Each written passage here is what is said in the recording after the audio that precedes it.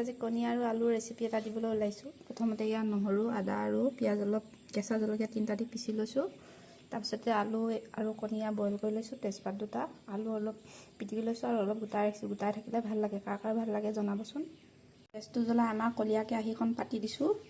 তাত এতিয়া অলপমান নিমখ, অলপমান হালধি, অকণমান ৰেড চিলি পাউডাৰ ইউজ কৰিছোঁ কণীৰ কালাৰটো আহিবলৈ, ৰেড হ'বলৈ। কণীকেইটা এতিয়া কালাৰ ধুনীয়াকৈ ৰঙা হৈ গ'ল। এতিয়া এটা উঠাই ল'ম। অকণমান পাঁচফোৰণ আৰু 2 কিলো তেজপাত দি দিছোঁ। অলপমান হালধি আৰু নিমখটো মই ইয়াতে দি দিওঁ, আপোনালোকে কেনেকৈ দিয়ে জনাবচোন। পিঁয়াজটো কাটিও দিব পাৰে, কিন্তু মানে পিচি দিলে মানে গ্ৰেভিটো ধুনীয়া ডাঠ হৈ আহে, খাবলৈ ভাল হয়, মিঠা হয়, ধুনীয়া। সেইটো কাৰণে এনেকৈ দিছোঁ, আপোনালোকে কেনেকৈ দিয়ে জনাব।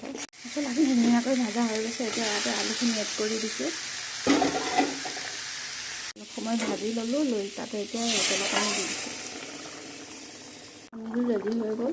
একেবাৰে সহজতে বনাব পৰা এটা ৰেচিপি হয়। আপোনালোকে চাগে বনাই, মই তেওঁ এবাৰ দিলোঁ। কিবা ভুল ত্ৰুটি হ'লে মাফ কৰিব। বাই।